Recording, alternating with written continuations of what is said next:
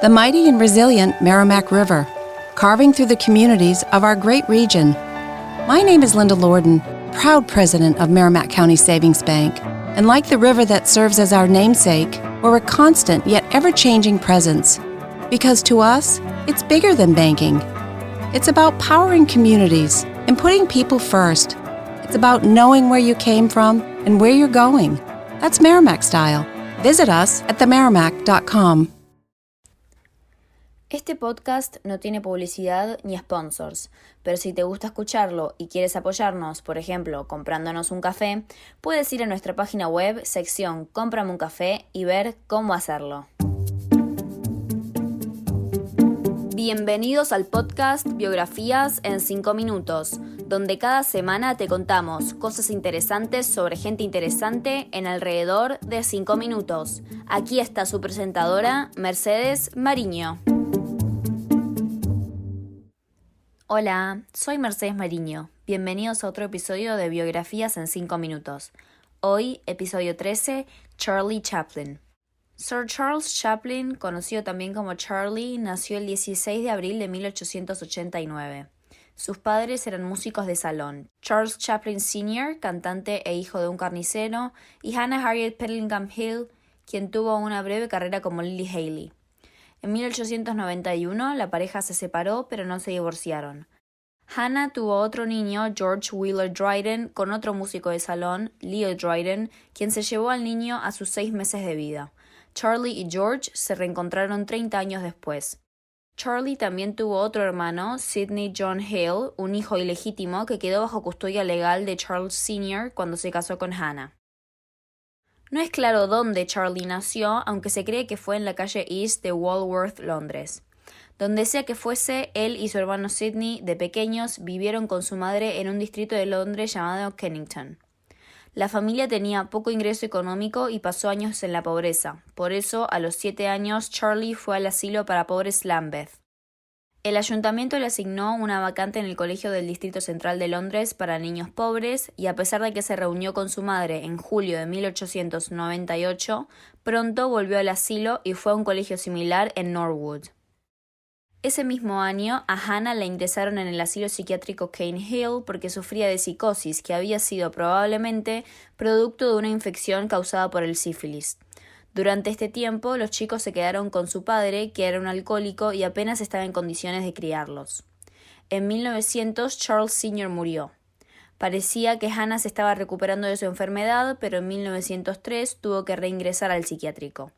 Charlie tenía 14 y terminó viviendo en las calles de Londres, esperando a que su hermano Sidney volviera de la Marina, a la cual se había enlistado 2 años antes. Hannah salió del asilo por un par de meses, pero su enfermedad retornó en marzo de 1905 y reingresó nuevamente y se quedó ahí hasta su muerte en 1928. Mientras cuidaba a Hannah e iba a colegios de baja calidad, Charlie empezó a actuar con el apoyo de su madre. Charlie empezó a bailar, pero su interés estaba en la comedia. Luego de que su madre sufriera la recaída de 1903, Charlie se registró en una agencia en el West End de Londres y consiguió rápido un rol de canillita en una producción teatral llamada Jim, A Romance of Cocaine. La obra no tuvo éxito y solo estuvo en cartelera durante unas semanas, pero la actuación de Charlie fue señalada positivamente por algunos críticos.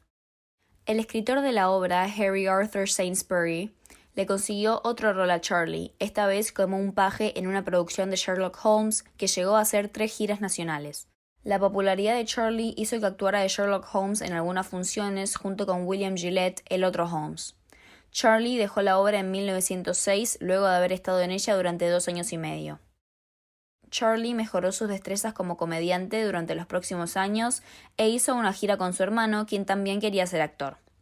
A pesar de haber tenido éxito a los 18 años, le costó encontrar trabajo y el intento de tener una carrera solista fracasó.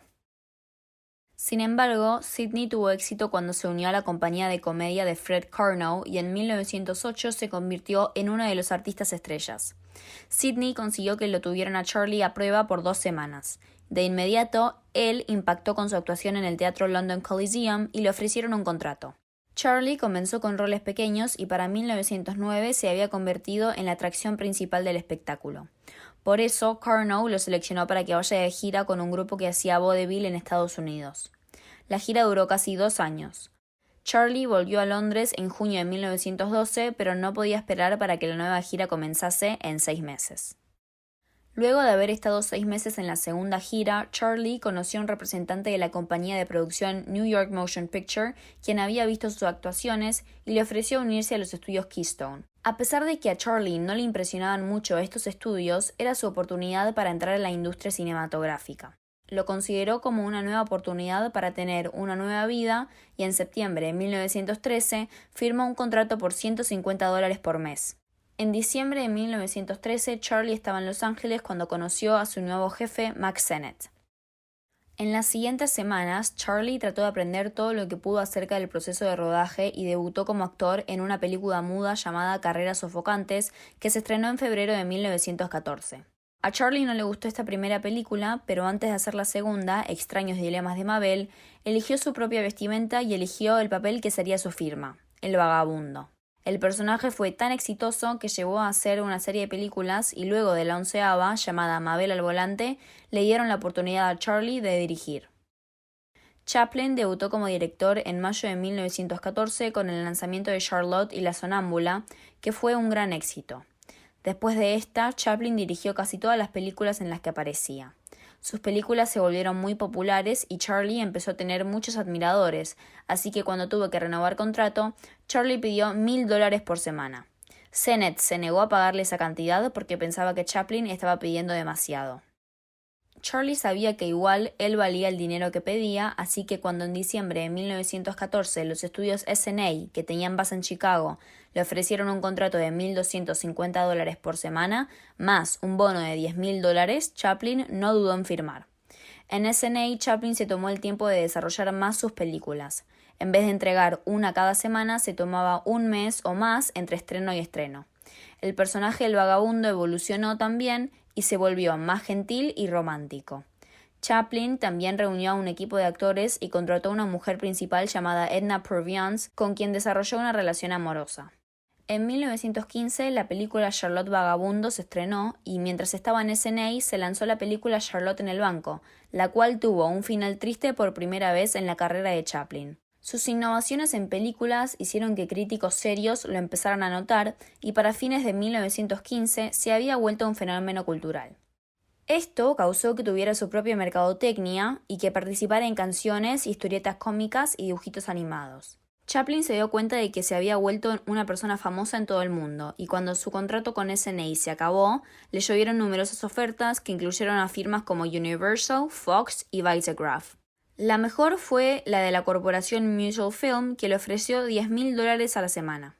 Finalmente terminó negociando un contrato de $670,000 al año, lo que lo convertía en una de las personas mejores pagas del mundo, y eso que solo tenía 26 años.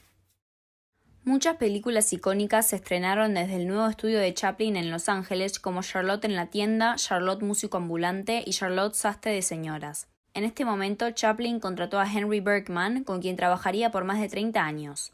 Su contrato con Mutual requería que estrenase una película cada 4 semanas, meta que pudo cumplir, pero al entrar en su segundo año de contrato, demandó más tiempo entre películas, así que desde enero a octubre de 1917 solo hizo 4 películas. Charlotte en la calle de La Paz, Charlotte en el balneario, Charlotte emigrante y Charlotte aventurero. La atención que le puso a estas películas hizo que los estudiosos de Chaplin crean que fueron una de sus mejores obras. Cuando su contrato con Mutual culminó, Chaplin y su manager, que era su hermano Sidney, negociaron un contrato con The First National Exhibitor Circuit para producir 8 películas a cambio de $1 millón, como Armas al hombro, que incluyó al personaje del vagabundo en las trincheras de la Primera Guerra Mundial. La película tardó 4 meses en filmarse, aunque el producto final haya sido de tan solo 45 minutos. A pesar de que las películas eran puro éxito, cuando Chaplin pidió más dinero, la compañía se rehusó. Este episodio y el miedo de una posible fusión con la compañía Famous Players Lasky hizo que Chaplin y sus colegas Douglas Fairbanks, Mary Pickford y D.W. Griffith fundaran su propia compañía United Artists en enero de 1919. La compañía revolucionó la industria cinematográfica y les permitió tener control total por sobre las películas que querían hacer. Antes de fundar United Artists, Chaplin se casó en septiembre de 1918 con la actriz de 17 años Mildred Harris, que le reveló que estaba encinta con su bebé. El embarazo terminó siendo una falsa alarma, pero pronto se incintó de verdad y dio a luz a Norman Spencer Chaplin el 7 de julio de 1919. Desafortunadamente, el bebé murió 3 días después. El matrimonio entre Charlie y Mildred no era uno feliz y terminó en abril de 1920. Haber perdido un hijo lo afectó mucho y se cree que eso y su experiencia de niño lo influenciaron para crear El Chico, que se estrenó en enero de 1921. La película trataba temas como la pobreza y la separación de los padres de un niño, lo que la llevó a tener un éxito instantáneo. En 1924 la película se había visto en 50 países. Después de El Chico y de la película La clase ociosa, Chaplin se concentró en terminar las películas para la compañía First National. En 1922 se estrenó Día de Paga y su último cortometraje El Peregrino en 1923. Ahora, sin contrato de First National, podía hacer lo que le gustaba, y en 1922 empezó a filmar Una mujer en París, un drama romántico en el cual solo usó un cameo breve. La película fue aclamada por los críticos, pero el público no estaba tan entusiasmado, ya que no había interés en películas en las que él no aparecía como personaje principal. Chaplin retiró la película tan pronto como pudo, decepcionado con su fallo. Igualmente, su siguiente proyecto no fue un fracaso. Volvió a la comedia con La Quimera de Oro. La película, que fue filmada en las montañas Truckee y tuvo más de 600 extras, protagonizaba al vagabundo como un buscador solitario de oro y de amor. La película tardó 15 meses en realizarse y costó más de $1 millón en producirse. Fue un éxito de taquilla y tuvo una ganancia de $5 millones. Durante la producción de La Quimera de Oro, Chaplin se casó de nuevo con lo que pareció ser un momento de déjà vu, ya que su amante era una actriz adolescente llamada Lita Grey que también anunció estar embarazada. Ella tenía 16 y él 35, y bajo la ley de California podría haberse calificado como violación, así que el casamiento tuvo lugar en México el 25 de noviembre de 1924 y fue secreto. El 5 de mayo de 1925 nació Charles Spencer Chaplin Jr., y el 30 de marzo del siguiente año nació Sidney Earle Chaplin. Otra vez el matrimonio no funcionó y Lita se llevó a los chicos en noviembre de 1926. El divorcio no fue una experiencia serena, ya que Lita lo acusaba de haberle sido infiel, de abusarla y de tener deseos sexuales perversos. Todo esto llegó a las manos de la prensa y Chaplin tuvo un colapso nervioso. Llegaron a una conciliación de $600,000, la más alta hasta el momento. Debido a los problemas con su divorcio, el rodaje de su nueva película, El Circo, estuvo pausada por 10 meses. El film se terminó de rodar en octubre de 1927 y se estrenó en enero de 1928. En los primeros premios Oscar le entregaron a Chaplin un premio especial por la producción de El Circo, pero el premio le recordaría por siempre una parte amarga de su vida. Su próxima película sería inusual para la última tendencia hollywoodense. Todos los estudios estaban pasándose a películas habladas, pero Charlie se resistió e insistió con que Luces de la Ciudad sea una película muda, a pesar de estar acompañada por música, la cual Chaplin compuso él mismo. La película tardó 21 meses en completarse, y cuando se estrenó, en enero de 1931, las películas mudas eran cosa del pasado. Igualmente, hizo más de $3 millones en taquilla y fue aclamada por algunos críticos que decían que había sido su mejor obra hasta el momento. Charlie dijo que fue su película favorita. Después de Luces de la Ciudad, Chaplin no sabía qué hacer. Seguía convencido de que el sonido no funcionaría en sus películas, pero sabía que hacer otra muda sería quedarse en el pasado. Decidió irse de vacaciones y se pasó 15 meses viajando, pero cuando volvió a Los Ángeles todavía no tenía ningún plan. Se sentía muy solo y consideró retirarse hasta que conoció a una actriz de 21 años llamada Paulette Goddard, con quien tuvo una relación. Todavía no estaba listo para lanzar un proyecto de película y volvió a escribir una serie de artículos que detallaban sus viajes por el extranjero, los cuales fueron publicados en la revista Woman's Home Companion. Durante sus viajes, Chaplin comenzó a interesarse en asuntos mundiales y vio que el capitalismo y el incremento de uso de maquinaria llevaría al desempleo en Estados Unidos. Todos estos pensamientos lo llevaron a desarrollar su próximo proyecto cinematográfico.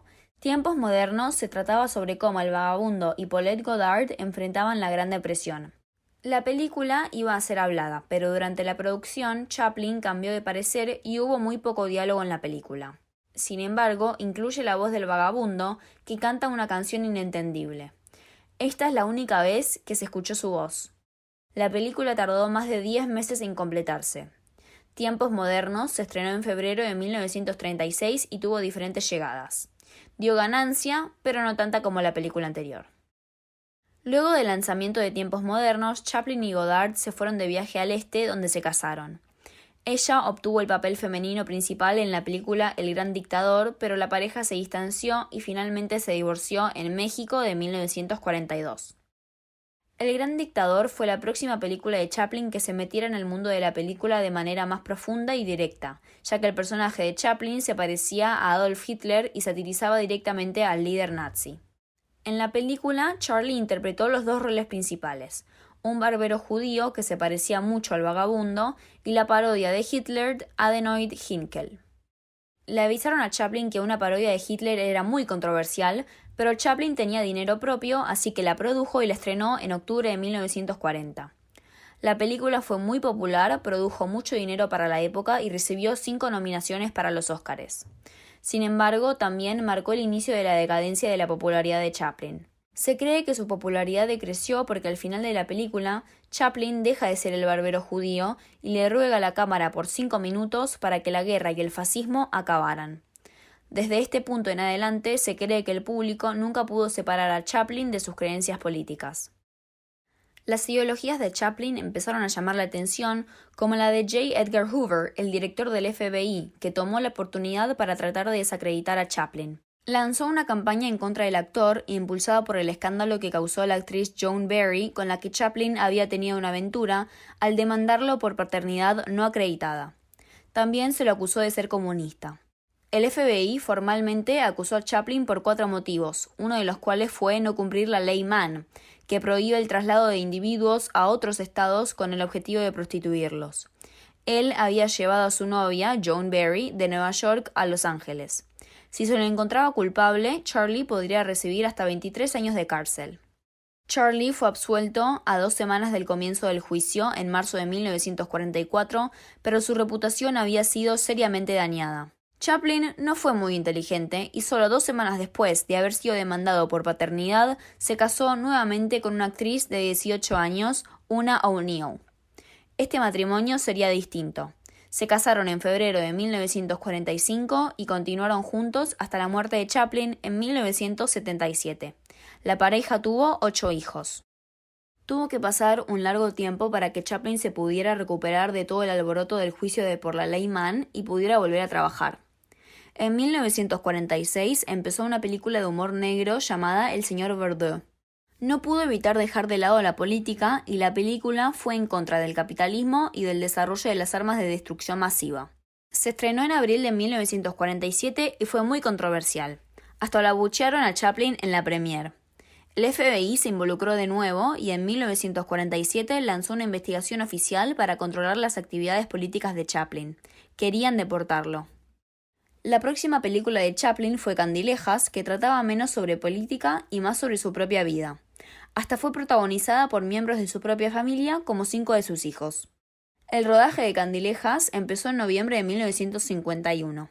El film muestra la única vez que trabajó con Buster Keaton, quien apareció en ella también. El estreno mundial de Candilejas fue en Londres y Chaplin dejó Estados Unidos desde Nueva York a bordo del transatlántico RMS Queen Elizabeth el 18 de septiembre de 1952. Al día siguiente, su permiso de reingreso a Estados Unidos había sido revocado por el Procurador General. Cuando recibió las noticias, Chaplin decidió cortar lazos con ese país y no intentó volver. Mandó a su esposa a que arreglara algunos de sus asuntos pendientes y luego la pareja se asentó en una casa de 14 hectáreas llamada Manoir de Bain, que tenía vista al lago Le Mans en Suiza.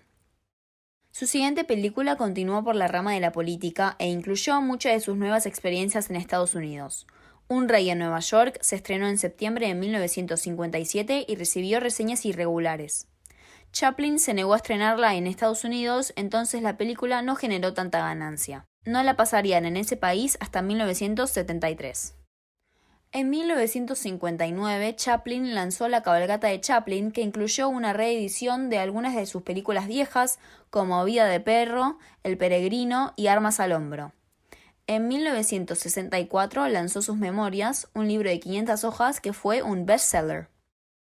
Su próxima película sería la última.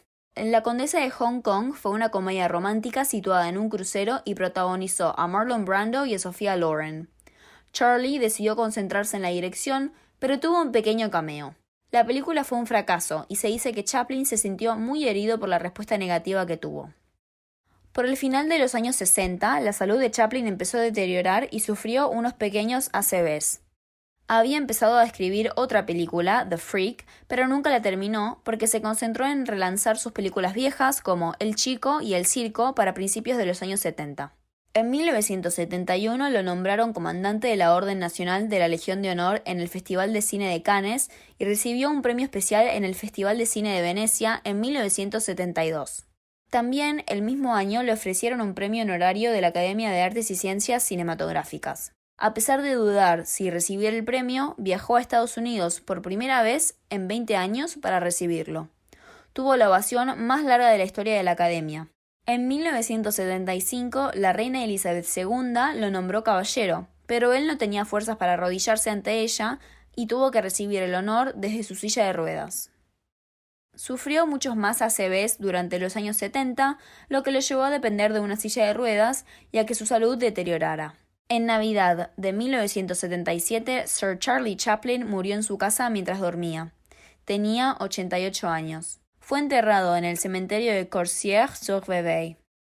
El 1 de marzo de 1978, un par de inmigrantes desenterraron el ataúd de Charlie Chaplin y lo robaron con el ánimo de extorsionar a una Chaplin por dinero. Su intento falló y la pareja fue arrestada. Devolvieron el ataúd al cementerio y lo rodearon con cemento reforzado.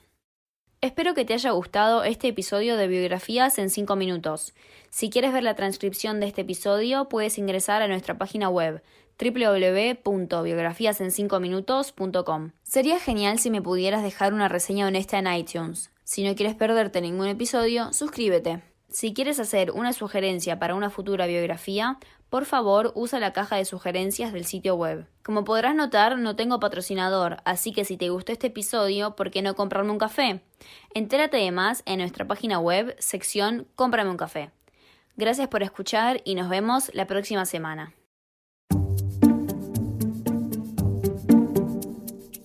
Gracias por escuchar el podcast Biografías en 5 minutos en www.biografiasen5minutos.com. Biografías en 5 minutos es producido por el productor ejecutivo y escritor de las biografías Wayne Armstrong, la productora ejecutiva y traductora Mercedes Mariño y el editor de sonido Lucas Amadori. La música fue producida por MP Music for Media y se llama Quirky Steps.